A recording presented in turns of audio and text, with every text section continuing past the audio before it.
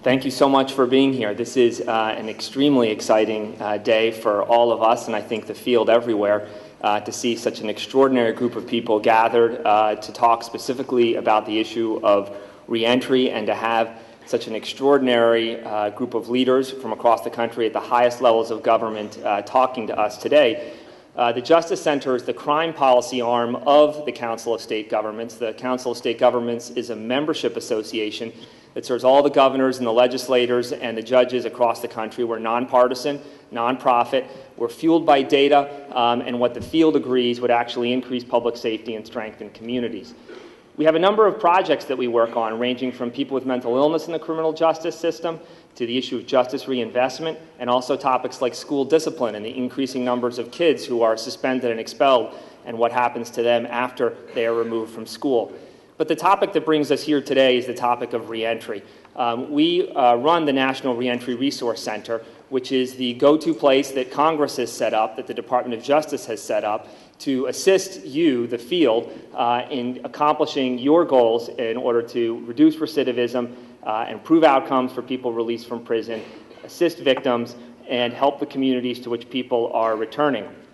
So again, this is a National Reentry Resource Center that is for you, that is actually fueled by you, because what we do is actually promote what we're learning from all of you, and that's what this conference is about. And I want to congratulate you all in this room. Most of you have received, or many of you have received, a grant through the Second Chance Act. And I want you to know just how special that is. This is one of the most competitive grant programs that the Department of Justice administers.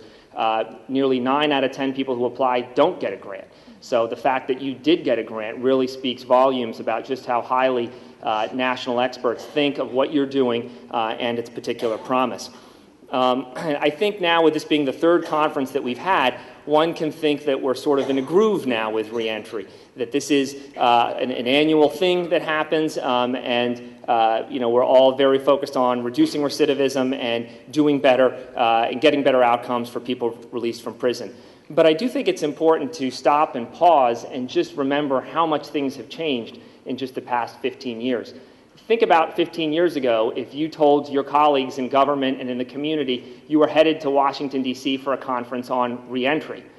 Reentry? They'd probably say, what do you mean reentry? What are you going to be talking about? Space shuttles coming back to Earth? What is reentry?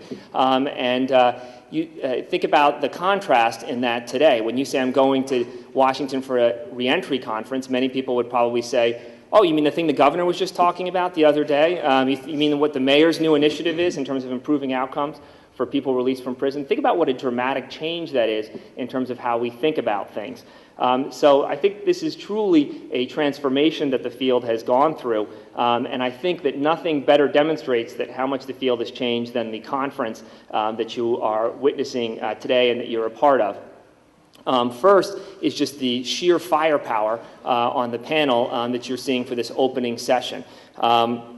We're going to be hearing from, and I know if you're not that familiar with the federal government, all the acronyms start to sound alike, and it's easy to get lost in what agencies what. But let me give you a little bit of perspective. You're going to hear from Denise O'Donnell, who runs the Bureau of Justice Assistance. That's the agency that oversees all of the Byrne grants, all of the JAG grants, many other federal funding totaling hundreds of millions, if not over $1 billion a year annually. And they oversee all of the work around reentry. And so we're going to hear from the director of BJA. You're going to be hearing, originally the idea was to hear next from the administrator of OJJDP, the juvenile justice agency, the go-to juvenile justice place in the Department of Justice. She's been summoned for activities on the Hill, so she can't be here, but she's going to be speaking tomorrow. But that's the leader of the juvenile justice work in the Department of Justice. Then the Assistant Attorney General, the Acting Assistant Attorney General, who oversees all of the Office of Justice programs. That's not just BJA, but that's the Victims Office, that's the Bureau of Justice Statistics, that's the Juvenile Justice Agency, and many other organizations. So that is the umbrella overseeing all of this work in reentry. And then we're going to see the Mac Daddy of it all, the U.S. Attorney General, Eric Holder, actually speaking to this group. So to think that, we're literally going to have the entire force of the U.S. Department of Justice speaking to you directly, I think, again, really tells us just how far the field has come. We're also going to be joined by Congressman Davis from Illinois, who was one of the key original sponsors of the Second Chance Act. So that's, I think, really Exhibit A of just how far the field has come. Exhibit B is the agenda itself, and if you look over it, I think you'll agree, that's an agenda that would look very different 5, even 3 years ago, I think. And a couple of examples. We have not just one U.S. cabinet official speaking at this event, but 2 cabinet officials. The U.S. Secretary of the Department of Labor will be addressing participants tomorrow. What better demonstration that this is a topic that is not just about justice, but it's about labor, but it's about health, and it's about housing, having another cabinet official here. A whole panel dedicated to all the interagency activities of the federal government. And then you're going to go through some really detailed issues. Like we're going to be hearing about science-based tools. We're going to be hearing about programs that are proven to increase, or programs that are proven to reduce recidivism. And now we're learning some programs and some things that can actually increase recidivism. So we're much smarter now about what gets what kinds of outcomes. We're going to be talking about supervision strategies that are effective in changing behavior. These are much more focused, science-driven conversations than we could have had 2 or 3 years ago. And again, I think this agenda is great evidence of it. Third is the issue of scrutiny. You're going to be hearing, with all of this momentum, with all of these top political officials focused on this, that's all a good thing, right? And then it generates a lot of momentum. What's the flip side to that? Everybody's looking a lot more closely at what we're getting, right? As you know, when taxpayer dollars are being invested in something, now more than ever, people want to know what kind of results they're getting. And you're going to be hearing again and again and again that we can only continue to maintain this momentum and continue to make this a priority if we can demonstrate the results that these programs actually reduce recidivism, reduce rearrest, reduce reconviction. So those will be things that we'll be hearing throughout the conference. So again, we have an extraordinary panel here, we have an incredible agenda, and we have this feeling of pressure on us to make sure that we deliver that I feel really demonstrates just how far the field has come.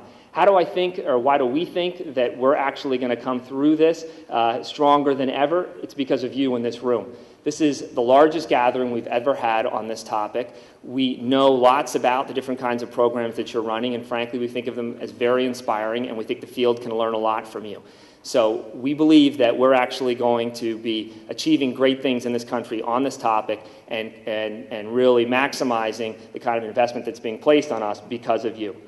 So before I introduce our other speakers, I want to just take this opportunity to thank a few folks and then to tell you a little bit about the next couple days. First, and I know that Director O'Donnell and Assistant Attorney General O'Leary are going to brag on their staff in a little while, but I hope you won't mind me getting the jump start on them and telling you how grateful I am to all that they do. First, at the Bureau of Justice Assistance, Ruby Kazelbosh is the Associate Deputy Director there and oversees not only the work in reentry, but many other areas. And Ruby, together with Dr. Gary Dennis, who is, many of you know, and speaking to him, the Senior Program Officer overseeing this work in reentry, ably assisted the real man behind the scenes, Thurston Bryant. The three of them working together just do amazing things on this program, and we're very, very grateful to the three of you. And this truly is a partnership with the Office of Juvenile Justice and Delinquency Prevention. You'll be hearing that again and again throughout the next couple of days.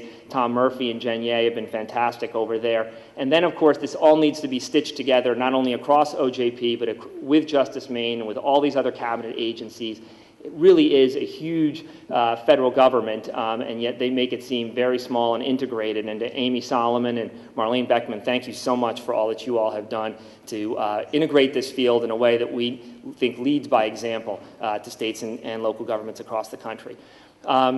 I'm very proud. This is one of the great things about being a leader of an organization is you get to step up to a room like this and actually not do that much to actually put this room together. That's because you have amazing staff and teams of people behind you. And for us at the Council of State Governments Justice Center, no one person has done more to make this conference a success than Leah Kane. We're immensely grateful to her for all that she has done. And then, of course, our logistics queen, the person who really knows how to make a conference hum, Renee Brackett, has also been indispensable. We have other great staff, too, Shannon Fergus, Nastasia Walsh. I can't mention them all by name. You all know a lot of them through your work. I'm immensely grateful to them and the person who oversees the division for all this work, a real expert on reentry, David DeMora. So thank you to all my great colleagues at the Council of State Governments Justice Center.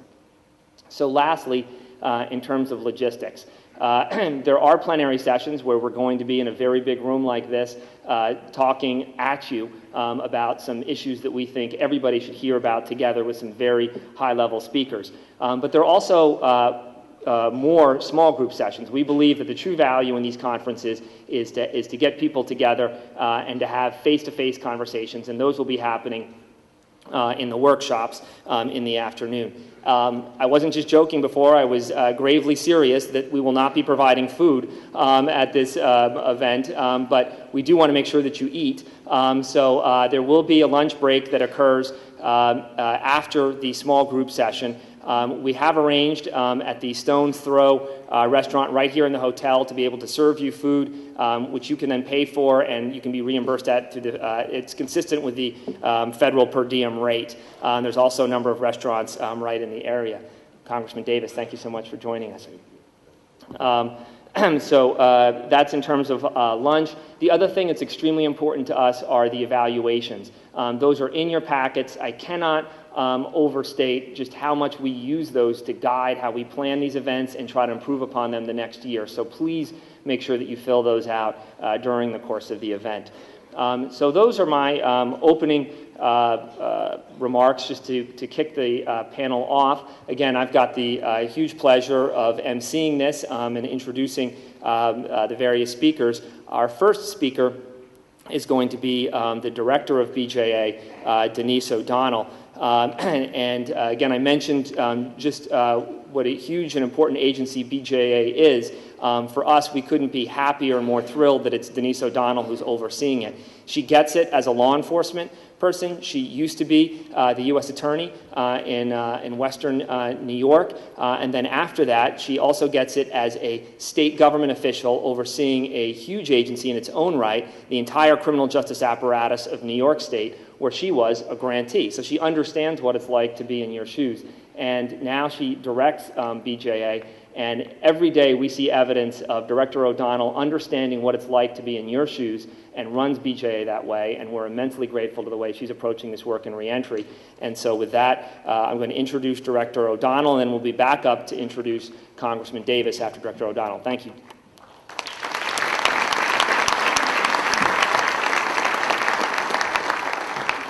Thank you, Mike, for that introduction and for your extraordinary leadership at the Council for State Governments Justice Center.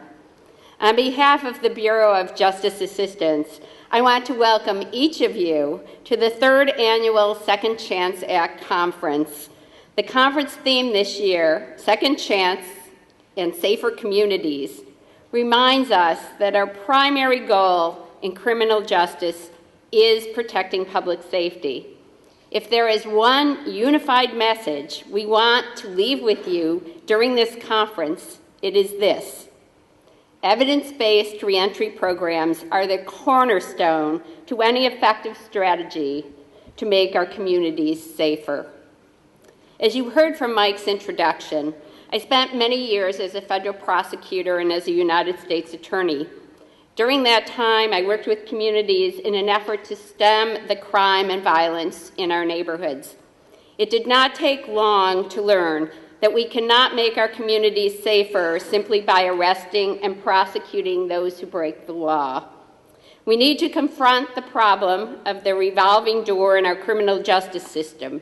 We need to begin to prepare persons for release at the onset and all the way through their incarceration. We need to do more for those leaving our correctional facilities than to give them a clean pair of jeans, $40, and a bus ticket. We need to focus our resources on medium and high-risk offenders, and we need to use programs and strategies that science shows us really work. For far too long, A national commitment to reentry had been the missing piece of our nation's crime reduction strategy. Fortunately, that changed with the passage of the Second Chance Act in 2008, a significant indicator that our nation's corrections policies had shifted from a focus on incarceration to the development of more effective solutions to reduce our prison population and improve public safety. To look across this room, it is clear that this shift to a focus on reentry, of providing formerly incarcerated persons with a second chance, is profound. To see the hundreds of dedicated professionals giving life to our nation's second chance programs is indeed inspiring to all of us.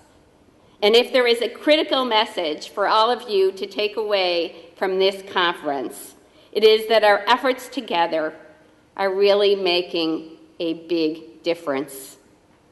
What I would like to do this morning is to spend a few moments reflecting on this shift to a focus on reentry and what has made it possible. First, resources. I want to acknowledge first and foremost the strong bipartisan support Second Chance Act programs have received from the Hill. In the first 3 years of its existence, Congress has appropriated $208 million to Second Chance Act programs. In addition to establishing and funding the National Reentry Resource Center, BJA and OJJDP have made over 370 awards to state, local, tribal governments, and private nonprofit organizations. This year, in 2012, BJA alone posted 7 Second Chance Act program solicitations. As of yesterday, all of them are now closed and the peer review process is underway. By September 30th, you will see your ranks increase markedly as new awards are made. That's the good news.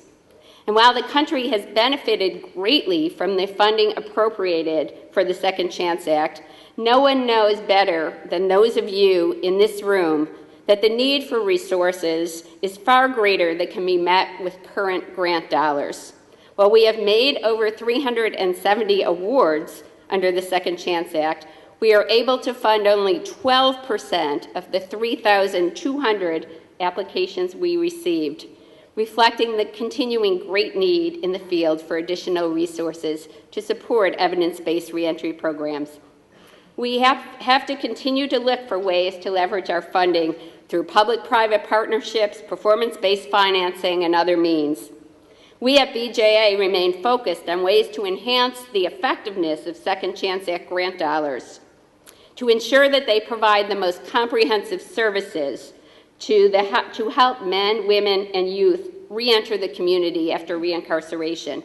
Toward that end, BJA is issuing new guidance this week that clarifies that an allowable use of Second Chance Act funding includes legal services to assist program participants overcome many of the collateral consequences of incarceration.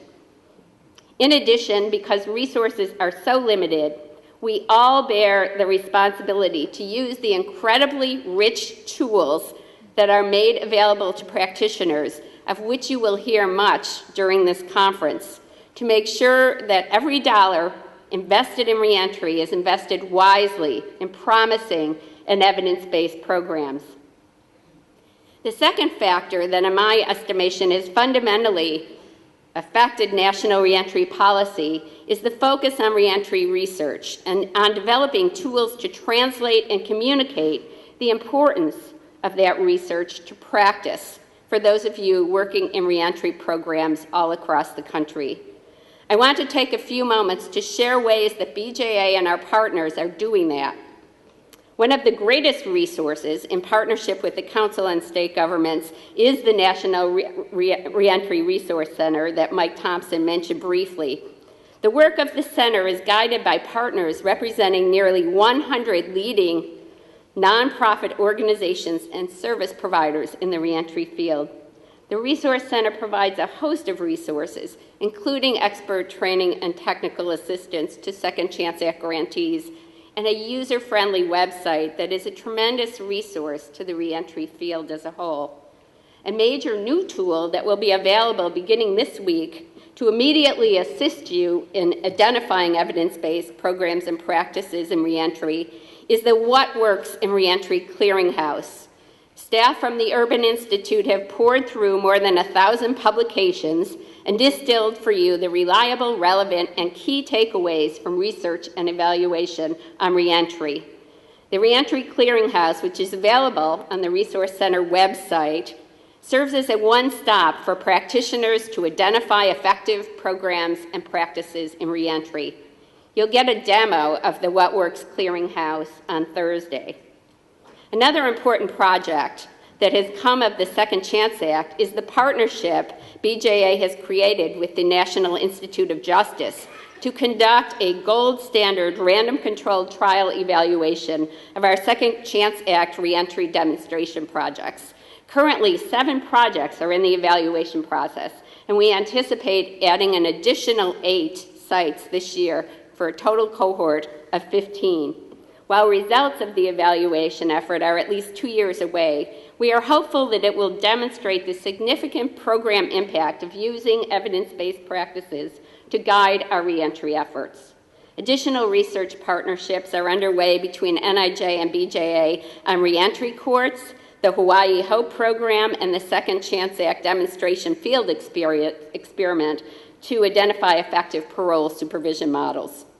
A third important factor in the paradigm shift to reentry on the national level is the unprecedented collaboration among federal agencies. You will hear about the Federal Interagency Research or Reentry Council during the conference, and from Mary Lou Leary. In my view, the Reentry Council has accomplished more than any other federal council in recent memory, which I can say as an unbiased beneficiary of the council's work. Please make it a point to attend the Federal Interagency Reentry Council sessions at the conference. An example of the tremendous federal partnerships which have developed in the reentry field is the fact that this conference has, for the first time this year, been open to grantees from other federal agencies involved in reentry work, including the Department of Health and Human Services reentry grantees and the Department of Labor grantees. The Secretary of the Department of Labor, Hilda Solis, will address the conference tomorrow, as Mike told you. Through the partnerships that have been forged, BJA has made grants to State Department of Corrections to develop and implement innovative pre-release programs, and Labor made grants to not-for-profits, in most cases faith-based organizations, to provide critical post-release job training and job placement for returning offenders. I especially want to thank Greg Wells and Gene Smith for their continuing close working relationship with BJA as we implement the Second Chance Act. While the Federal Reentry Council speaks to the level of collaboration among federal agencies, another important hallmark has been the rich collaborations that have developed between BJA and our not-for-profit and philanthropic partners. Last December was an unprecedented event in correctional history when the leadership of all 50 states, plus the District of Columbia, the Bureau of Prisons, and the Virgin Islands came together to collectively address a major issue, recidivism reduction, and to propose solutions. I want to publicly thank the Council of State Governments, Justice Center, the Pew Center on the States, and the Public Welfare Foundation for organizing and co-sponsoring that landmark event with BJA. Because of that event, BJA announced a special solicitation in 2012 to fund a comprehensive statewide recidivism reduction demonstration program that closed just yesterday. And we will be making $1 million Second Chance Act grant awards to 5 states that have boldly committed to statewide recidivism reduction goals within the 2-year project period. One final initiative I want to highlight is justice reinvestment, a data-driven approach to reduce corrections spending and redirect the savings to criminal justice strategies aimed at increasing public safety. BJA has an important partner in the Pew Center on the States. In the early years of justice reinvestment, BJA and Pew separately funded justice reinvestment activities. Those successes led to Congress funding the Justice Reinvestment Initiative in 2010 To date, under the new JRI initiative, BJA and Pew, along with a number of highly skilled TTA providers, CSG, Urban, VERA, the Center for Effective Public Policy, and the Crime and Justice Institute, are actively working in 13 sites, and 9 localities, with work to begin shortly in 3 additional sites. In closing, I would be remiss if I did not recognize the very talented and committed reentry team at BJA that Mike mentioned previously, Ruby Calzabash, Dr. Gary Dennis, and Thurston Bryan, and a very talented group of state policy advisors at BJA and OJJDP who manage the 370-plus Second Chance Act grants that we discussed. I'd like to conclude with a huge thank you for Mike Thompson and his incredible team at the Council of State Governments Justice Center for once again convening us and making us available to attend this conference with such an impressive agenda and subject matter experts from which to learn. We anticipate you will all learn a great deal from each other over the next 3 days. And finally, a heartfelt thank you to all of you, to each team participants for taking time from your busy schedules to help us address this critical issue. BJA is poised to be your partner as we move forward together in this important work. Thank you.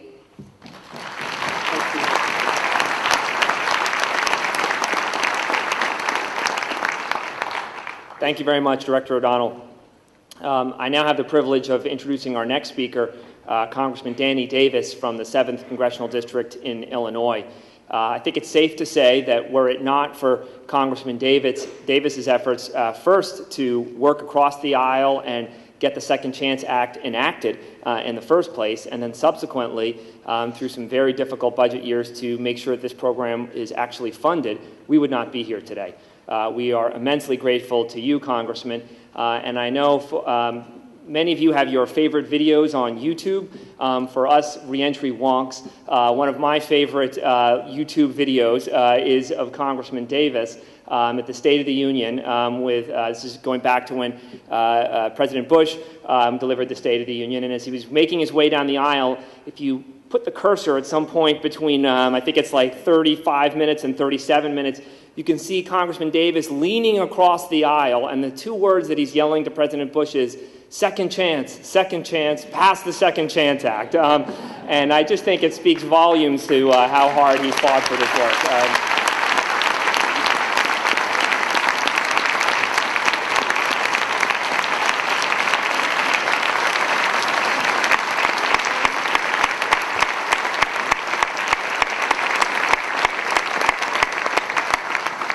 So, Congressman Davis, with that, would you please address the participants here? Well, thank you. Thank you very much. You know, as I walked into the room and looked and saw all of you and so many people, I thought of one of my favorite expressions. And it simply says that life is but a minute. Just 60 seconds in it, it's forced upon us. We didn't seek it, and we didn't choose it.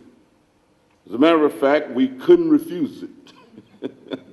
But we suffer if we abuse it. Just a tiny minute, but eternity is in it. Michael, let me thank you for the very kind remarks that you made about me. As you talked about the president, I thought of my mother. Mother's Day was just a few days ago, and she always told us that flattery is like perfume. It's to be smelled and not swallowed. My father was somewhat of a philosopher, and he said, well, look, if you got to smoke, don't inhale. You know, just kind of take it.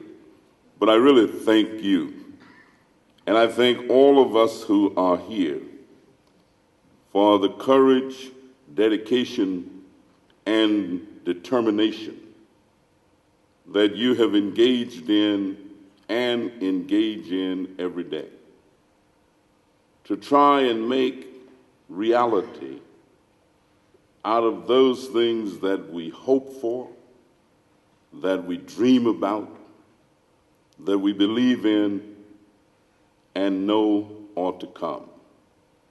I want to commend Attorney General Holder and his staff, because the reality is that you can't lead where you don't go, and you can't teach what you don't know.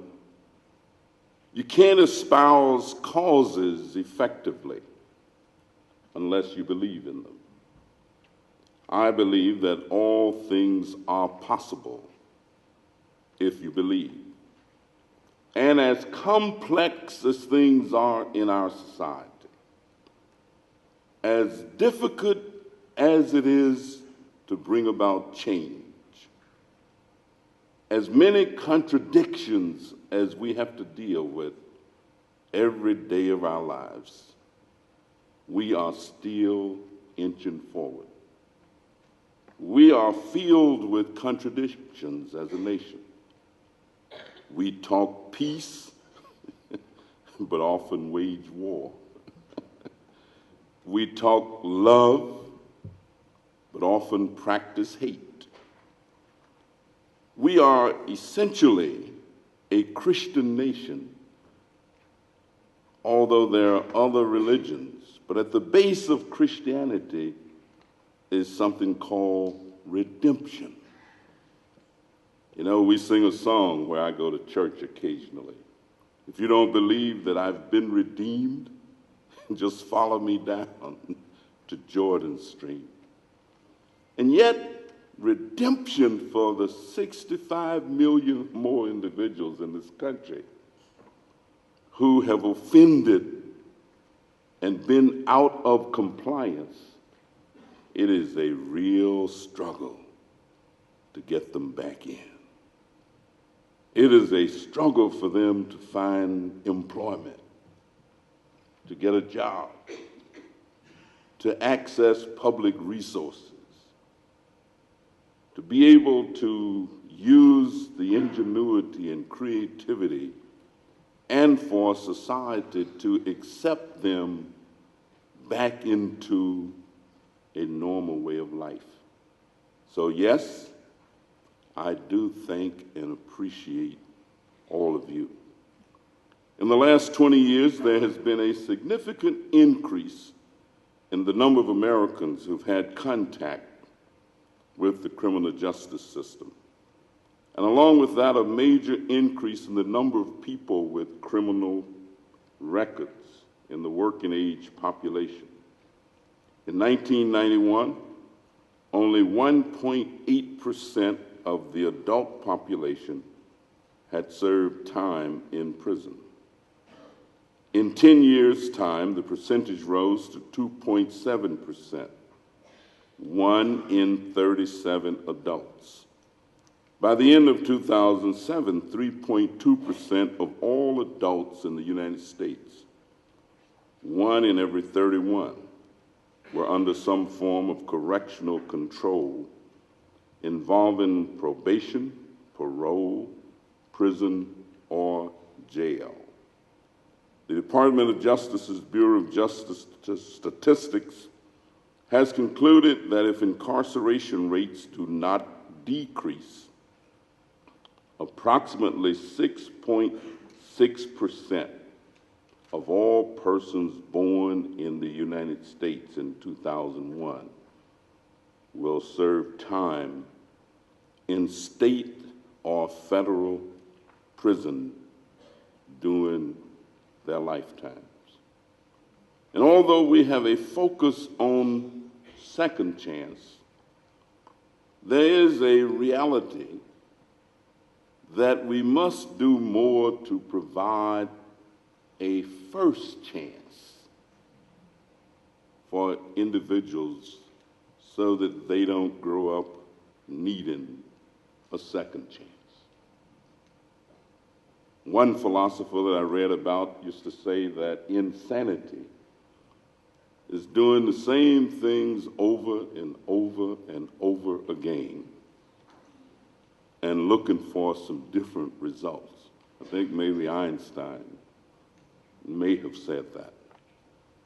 The realities are, if we don't put our resources in an overall sense in the right places, I think of all the young people who are graduating from high schools this month and next month, and instead of graduating to go into colleges and universities and trade schools and work, they're graduating to the streets.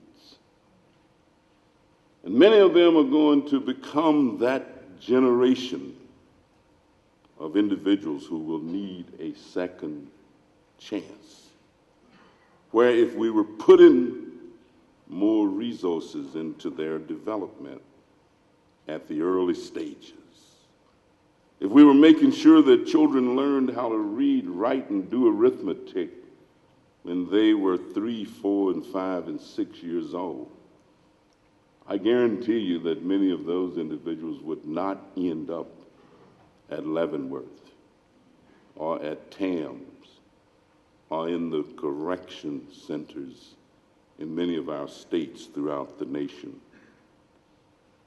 While startling, these figures have deep ramifications for our society, particularly in this economic climate, as roughly 1 in 4 adults in the United States has a criminal record. That means that a quarter of the U.S. talent pool is locked out of the job market due to unnecessary and unfair exclusions, and hampering our nation's ability to compete in the 21st century marketplace. Arrest and incarceration rates are particularly high for African American and Hispanic men. African Americans and Hispanics are arrested at a rate that is 2 to 3 times their proportion of the general population. Assuming that current incarceration rates remain unchanged, about 1 in 17 white men are expected to serve time in prison during their lifetime. By contrast, this rate climbs to 1 in 6 for Hispanic men and 1 in 3 for African American men. On April 25, 2012, the U.S. Equal Employment Opportunity Commission, EEOC, approved in a bipartisan vote its enforcement guidance on the consideration of arrest and conviction records in employment decisions under Title VII of the Civil Rights Act of 1964. And I was actually in my office when I learned of this. And I'm known by many people who know me as not being a very passionate person. You know, I don't do a whole lot of jumping and moving around and shouting. And so I was in my office doing a little dance, you know. And some of my staff people, I think Helen Mitchell, I think they thought I was losing my mind. And so they dashed in to see what was, they said, "Congressman, what's going on?" I said, "Did you all see this? What are you talking about? Did you see what the EEOC just did? You know what that's going to do for millions of people who are seeking employment, and employers just willy-nilly kind of tell them, we don't hire ex-offenders, or people with records need not apply. It's against our policy to hire people who got a record."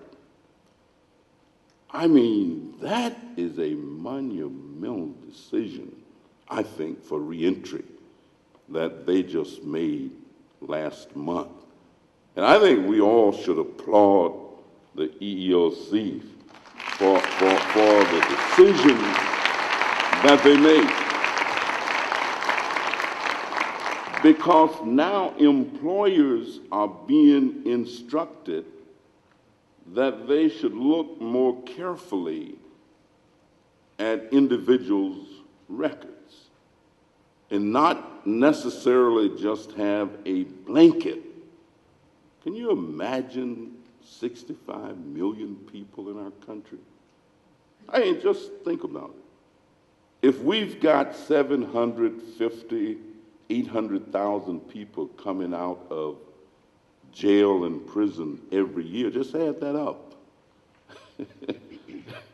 700,000 this year, 700,000 next year, 700,000 the next year. The numbers are not really going down significantly because we have so many people entering each year. I mean, so many until many of our states are wondering how they can sustain their prison systems.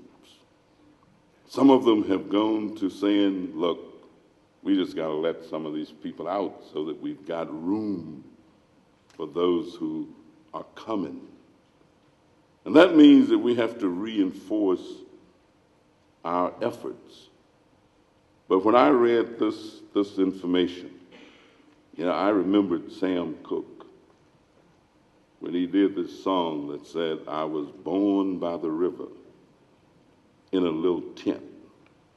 And just like that river, I've been running ever since. It's been a long time coming, but I know some change is going to come. And we have to have that kind of feeling. It has to be reinforced. When I see Dr. Gary Dennis eating turnip greens out in the,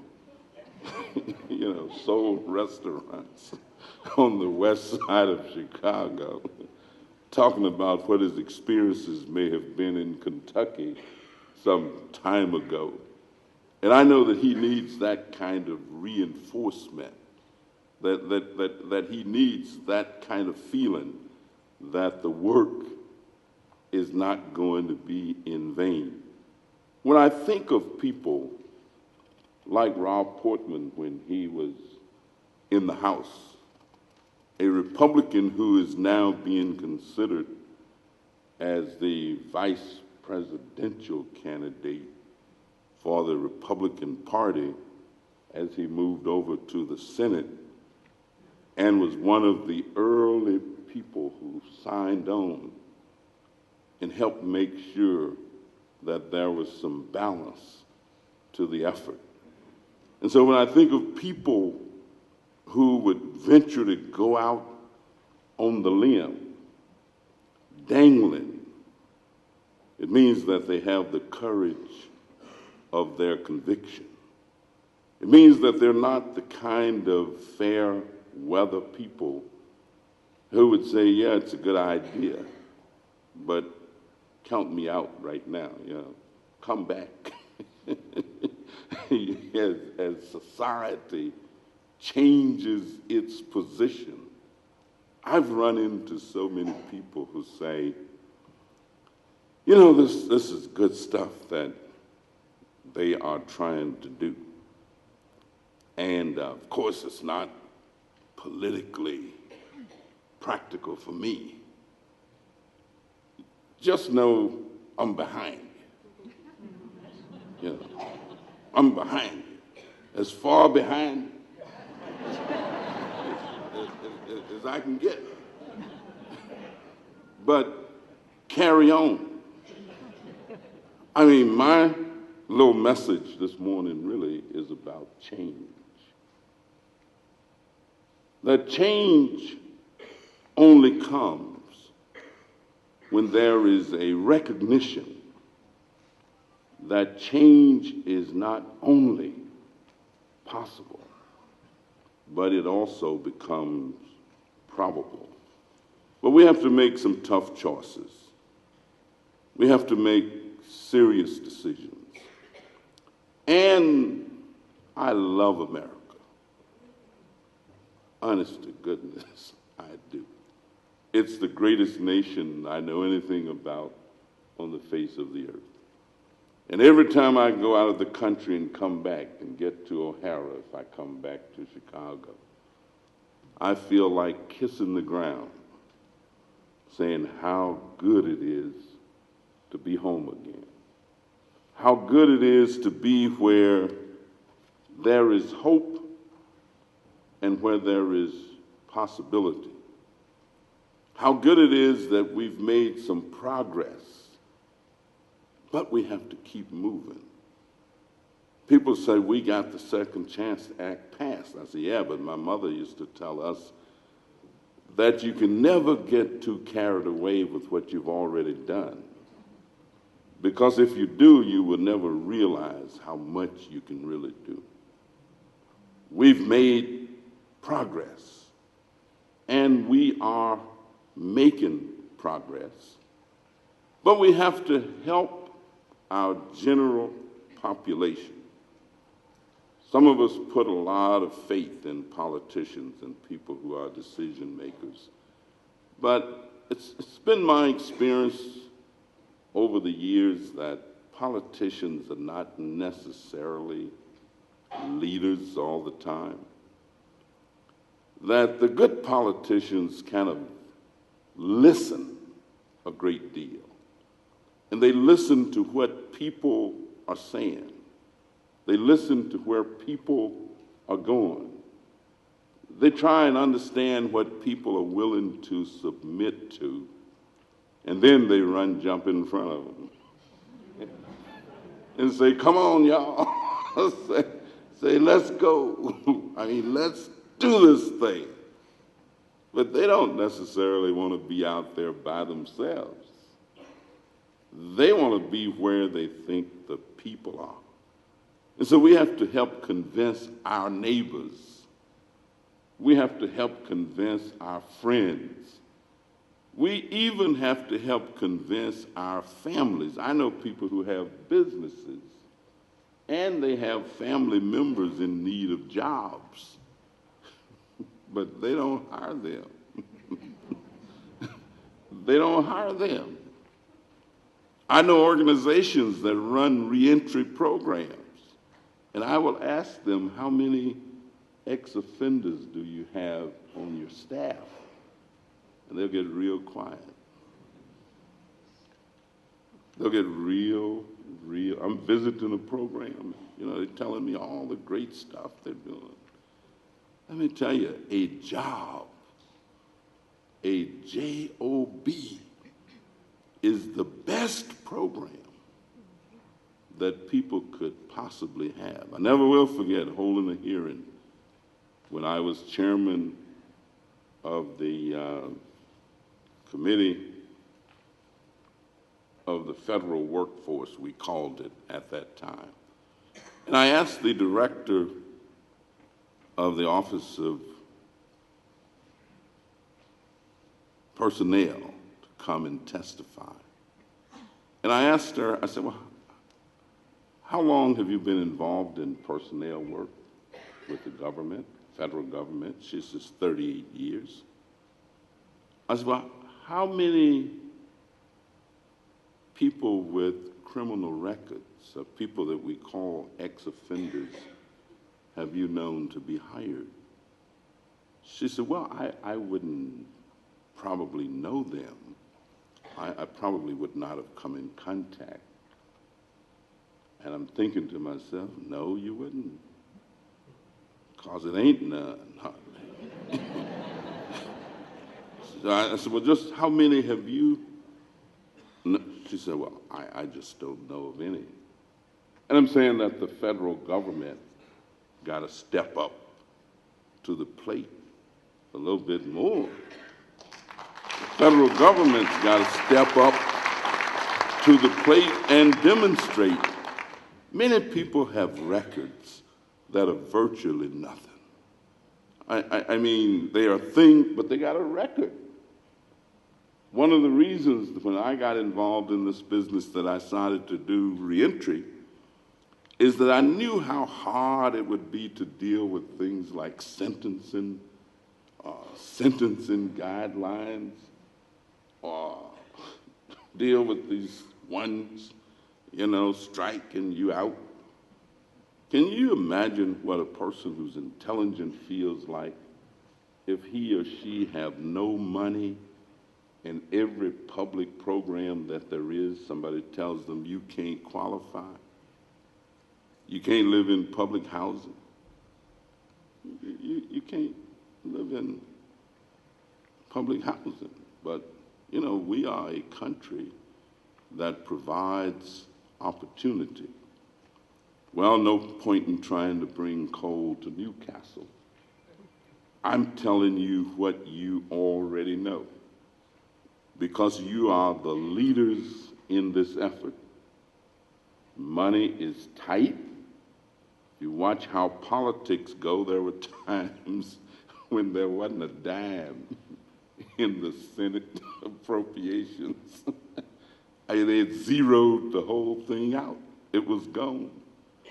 Fortunately, people got engaged and got involved, and people kind of changed their mind, and some money got shifted around. And that's what these tough periods are really all about. Times are tough. We are experiencing the most difficult economic period that I know anything about. Have never experienced what we are experiencing now. But all things are possible for those who believe. I thank all of you for having the faith, again, the courage, the willingness to work. I'm a person that likes poetry. People who know me know that I just thrive off poetry. Part of the reason is that the woman who taught me during my early years, I went to a one-room school where we only had one teacher, and she was a reading teacher. And so Miss Beatty had all kinds of little things that she would do to try and inspire and motivate you. And one of the things that she told us was that whatever you put into life, that's what you get out of it. And that life can become for you whatever it is that you endeavor to make it. Whatever your job is, if you put a lot of effort into it, my goodness, you will enjoy it. You will not be able to go to sleep at night thinking about what you're going to do tomorrow and how effective you're going to be. And she taught us that you bargain for what you want. She says, I bargained with life for a penny, and life would pay no more. However, I begged at evening time when I counted my scanty store. But I found that life is a just employer. He gives you what you ask. But once you have set the wages, then you must bear the task. I worked for a menial's hire, only to find dismayed that whatever price I had asked of life, life would have willingly paid. Thank you so very much. Keep the great work up, and we will overcome.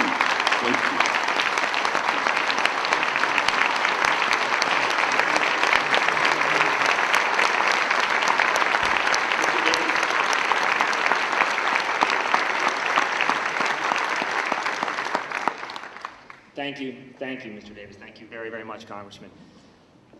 So I understand the U.S. Attorney General is here and needs to leave by 11. So I'm going to ask the Acting Assistant Attorney General, Mary Lou Leary, and I'll get in a quick plug and say I hope it's not acting much longer. She's been a fantastic Assistant Attorney General and a terrific champion on these issues. And I think she made, Mary Lou, do you want to deliver remarks after the Attorney General? Because I'll ask you to come up and introduce the Attorney General Holder, and we'll go from there. So, Assistant Attorney General O'Leary. Thank you. Thank you so much, Mike. And I'm just so excited to be here. You have no idea. Reentries, you hear that word all throughout the hallways at the Office of Justice Programs. It's one of the most exciting things that's going on there. And we all know that the success of reentry depends on the support of visionaries. Like Congressman Davis, you are our hero, sir. We thank you so much. And I'm about to introduce yet another visionary who is totally committed to reentry. And as you said, Congressman Davis, you can't lead where you don't walk. This is a man who has walked there and who believes in first chances and second chances with all of his heart. He has been an absolute champion for reentry, and he is the leader of the Federal Reentry Council that you heard a little bit about. I cannot tell you, I've worked with him for so many, many years, I can't tell you what a man of integrity he is, and when he says, I believe, I will support, I will lead, he means it. So join me in welcoming the Attorney General of the United States.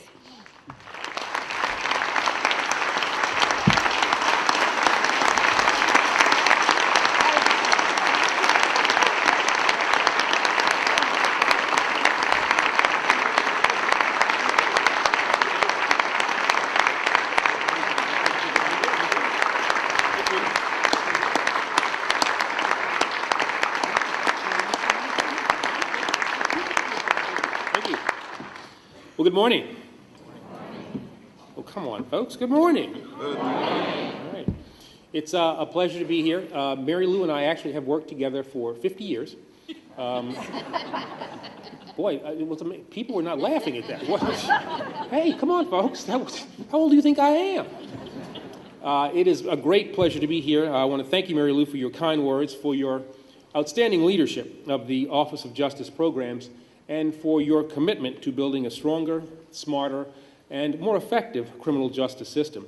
It's really a privilege to join with you and with Director Denise O'Donnell, Director Michael Thompson, and my good friend, Congressman Danny Davis, in opening this conference and kicking off what I know will be a series of thoughtful, productive discussions. Let me also thank our conference organizers, especially the Council of State Governments Justice Center, for bringing together so many distinguished leaders, advocates, allies, and experts.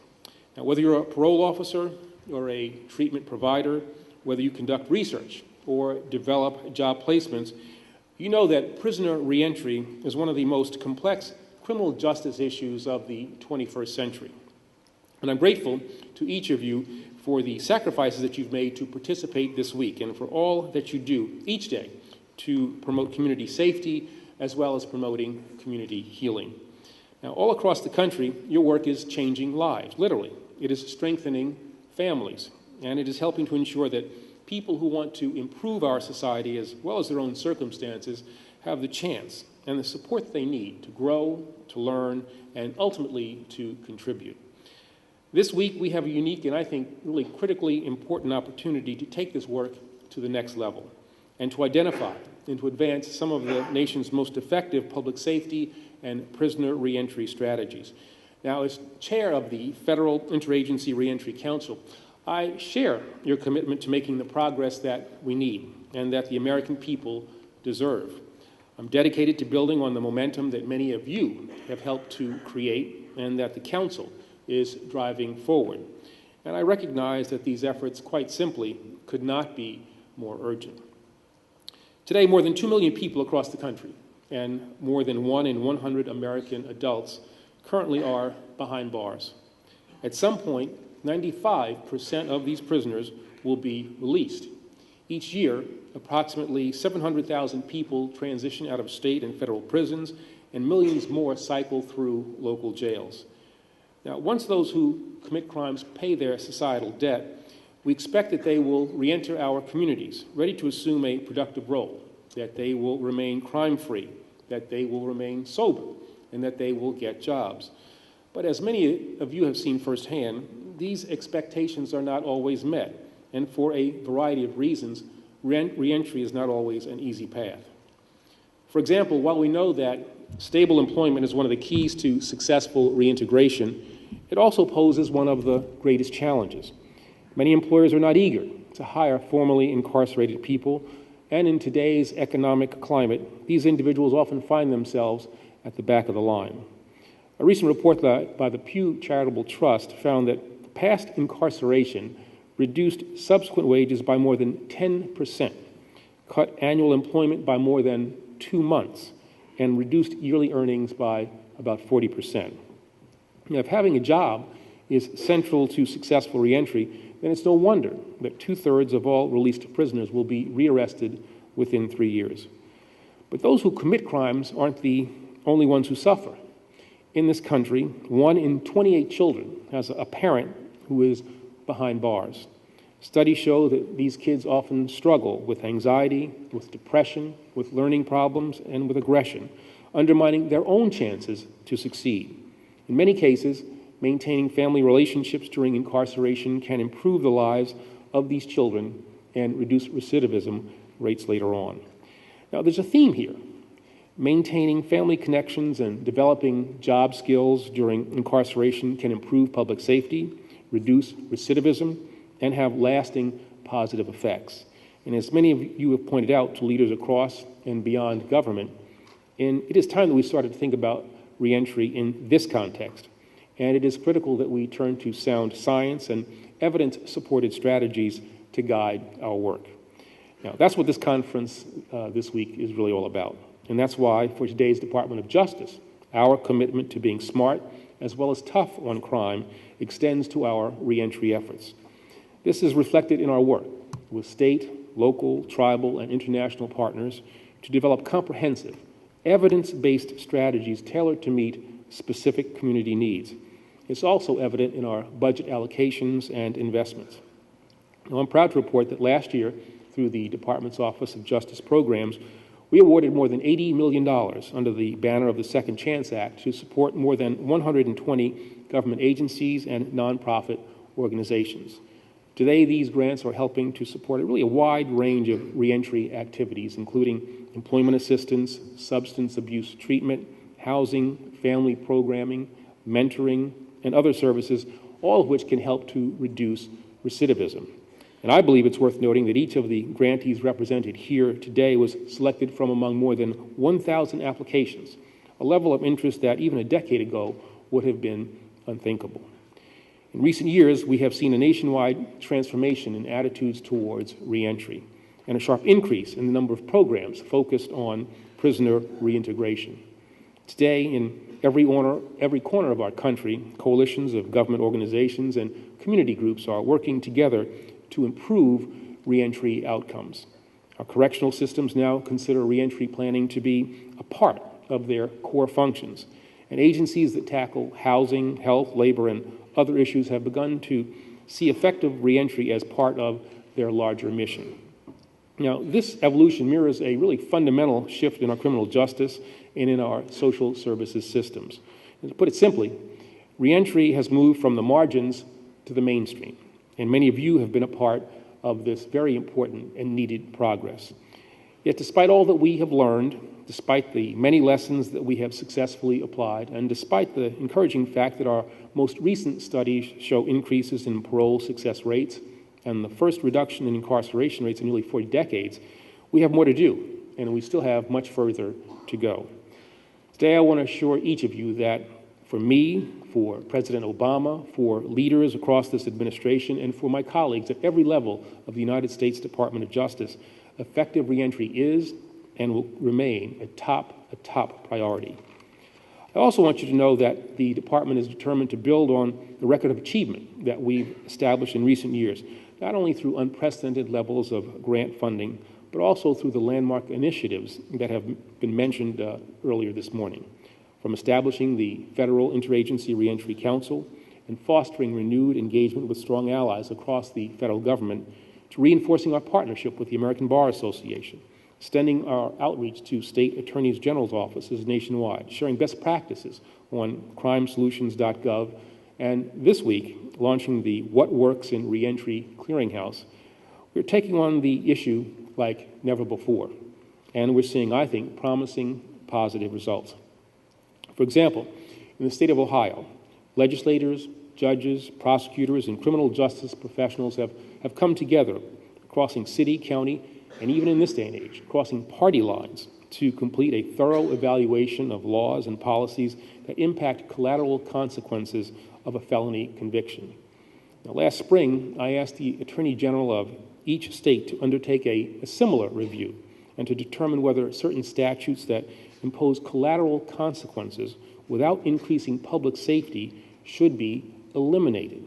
Already, Ohio state officials are developing a strong set of recommendations that will serve as a model to other states as they begin their own reviews. Now, some of you know the department has called upon all relevant federal agencies to conduct a similar analysis of current regulations to identify any unintended consequences. Several agencies have already begun identifying statutes that may have overly broad implications and are considering ways to make improvements. Within the Justice Department, we have evaluated more than 200 of our own regulations, and we have identified a number of rules that could be narrowed in scope without negatively impeding or impacting public safety. At this point, we're considering how to move forward, either by revising current regulations or by issuing appropriate guidance. Other markers of progress include the Justice Reinvestment Initiative, a data-driven policy and legislative planning process, which is helping to focus and advance efforts at reducing correctional costs and reinvesting resources in high-stakes communities. I want to commend the Council of State Governments and the Bureau of Justice Assistance, along with other key partners, for their leadership in advancing this extremely important effort. As part of this initiative, states like Oklahoma and Hawaii are implementing new policies so that services and sanctions work in unison, and to ensure that high-quality community supervisors and programs are available. Such efforts are resulting in really significant taxpayer savings and in public safety improvements nationwide. And states like Vermont, which after reinvesting $6 million to advance its reentry goals, reduced its 3-year recidivism rate by 4%, and over the last 2 years saw a 5% decrease in violent crime, are providing models for other states to learn from and to replicate. Now, we can be encouraged by these and many other achievements, and above all, by the evidence that meaningful, measurable progress is possible. It is possible. But we should not, and we cannot settle for anything else. Now, of course, I can't pretend that meeting our shared goals and responsibilities or changing entrenched criminal justice policies, especially in the wake of an economic recession, is easy work. But by joining together, I am certain that we can realize our common vision of safe, thriving communities. By your presence here today, you are signaling your commitment to this work. I'm grateful to each and every one of you, and I will be counting on every one of you. On behalf of my colleagues across the Justice Department and across this entire administration, I look forward to strengthening our partnerships and ensuring that all of our fellow citizens have the chance to improve their lives, to strengthen our society, and to help build the future that we all seek. Thank you very much. See you guys.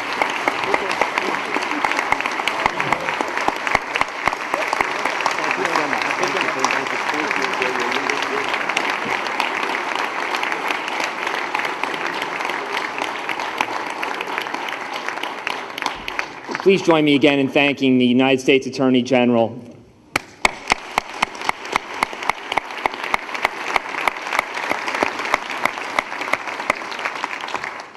To hear from the highest law enforcement official in the entire country and arguably the free world about just what an important priority this particular issue is, I think is inspiring. It helps us go back to our respective states and counties and cities and let them know that this is indeed a top priority for government, for Congress, regardless of what perspective or political affiliation you have. So it's really exciting to hear those opening remarks. I do want to just turn back to, I had to quickly pass the baton to the Assistant Attorney General and then grab it back and then to give it to the U.S. Attorney General. But I want to reintroduce the Assistant Attorney General, Mary Lou Leary, who oversees, as I mentioned earlier, all of the Office of Justice programs. So the Bureau of Justice Assistance, the Juvenile Justice Agency, the Victims Agency, the Bureau of Justice Statistics. I know that we were thrilled when it was announced that Mary Lou Leary had been appointed from her position of Principal Deputy Assistant Attorney General to this Acting Assistant Attorney General position, because she really gets this particular issue of reentry. She gets it as a former law enforcement official and prosecutor, but frankly, to me, what's particularly special is her work on behalf of crime victims and survivors. It was with our work together where I first got to know Mary Lou particularly well when she was the director of the National Center for crime victims. And it was there that she made it clear that this was an issue, reentry, that was as much about crime victims as anything. And for us to really succeed, we were going to need to be thinking about how reentry really resulted in less victimization and better safety planning for crime victims. And so I was thrilled that she was named Acting Assistant Attorney General. And Assistant Attorney General Mary Lou Leary, we'd like to give the microphone back to you to give some closing remarks to the group. Thank you.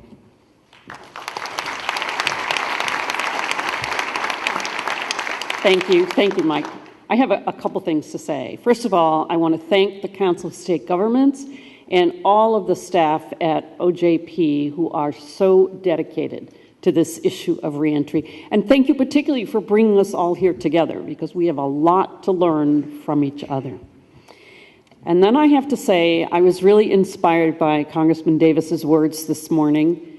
Don't get too carried away with what you've already done, because you will lose sight of what is left to do. Now, I could tell you about all of the wonderful work we're doing at the Office of Justice Programs to promote reentry, to evaluate, to study, to seed new programs around the country. But if I take all that time telling you about what we've already accomplished, we won't get ahead, and we have way too much work to do. So I say, let's stop talking and let's get to work.